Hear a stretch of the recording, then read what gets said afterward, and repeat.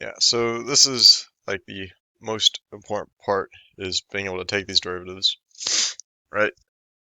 So this would just be, a little cubic, to the power 3. And, the trick here, it's trying to confuse you with the square root sign, but really it's just to the power 1/2. And look at this, right? We've seen that before, but don't let it confuse you with the A and the B and the C, because those are just constants. And you'll see the trend is you kind of just put the constant to the side, and then you do the derivative, right, with respect to x. And you'll see that it'll happen pretty nicely here. So usually when you say d dx, that means the derivative with respect to x, right? So then if you would just say f prime of x, that would be the derivative of f, right? Yeah, so those are just, the lingo that's being used here that you'll see in multiple textbooks. Nonetheless, we'll say that f prime of x for number 1, right? 8, like I said, you put that just to the side, really. The 3 comes down, and then remember it's whatever n minus 1 is, where n, actually let me go back a step. That's the rule, right? We've seen that before, where n is the power up here, and it goes n minus 1, n comes down. So what would this actually look like? It would look like 8 times 3, where n was 3, right? And then n is 3 minus 1. Okay, well that's going to be 24x squared. And that's the answer for that one, right? So really, it's I wouldn't think about it as such a new thing. Just think of it as multiplication and subtracting, right? That's really all what derivatives are. It's just you can multiply and subtract. There's not much else going on. Don't let the lingo or anything else confuse you. Most times they'll try to give you some extra things to scare you, but really there's not that much else going on besides putting something in front and multiplying by that and then subtracting the power, right? Okay, for this one, we would say f prime of x, right? And it's going to be n x n minus 1, where n is 1/2, right? Well, this would become 2 1/2, right? X 1/2 minus 1.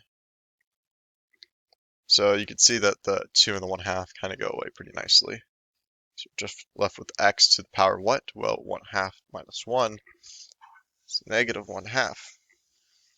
And if you want to be a little bit more clean, instead of having a negative power at the top, you could write it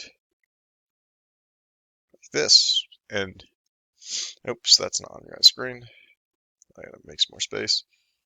You could write it as x. Wait, bad.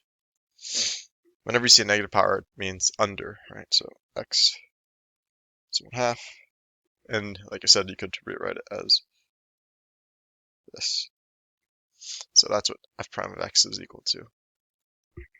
And again, I'm just using the rule, the first derivative rule, really. It's just multiplying, put n in the front, whatever n is, and then subtract n at the top from 1.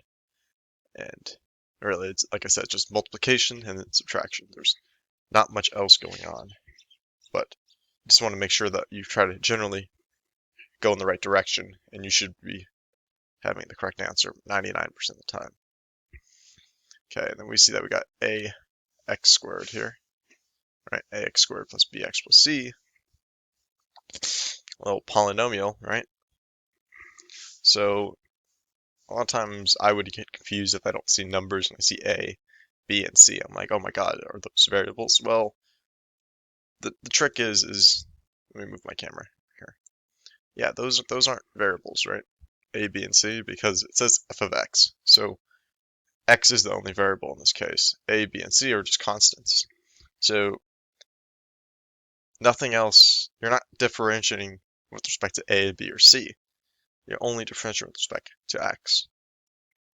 So again, just kind of let a just be there. And then for part 1, what's part 1? Wait. Part 1, 2, for a 3, right?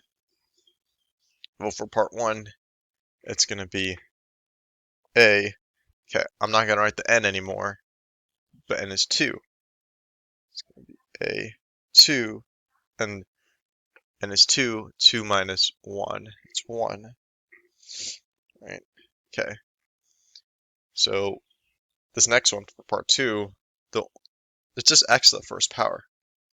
So if it's, right, it's b1 x, I'm going to write here 1 minus 1, and you're like, oh, x to the 0 power. Anything to the 0 power is what? 1, right? So then this, you could just delete that thing, right? Because it's the exact same thing. So it's really just b. And then c, like, you're like, oh, there's no x there, right? Well, there is. It's just x to the 0 power, right? So then if you were to think about it this way, right, if it's x to the 0 power, I'm going to delete that 0 now. It'd be c times 0, x to the 0 minus 1. But everything times 0 is 0, right? So that's the rule where it's, if you see a constant just by itself with no variable, right? So if x is not next to it, and we're talking about a function of x, then the derivative of that little part will just be 0. So let's write it. And then we could try to clean this up a little bit. Let me just move this over here. Well, let's say f prime of x is equal to 2ax plus b. That's it. Yeah.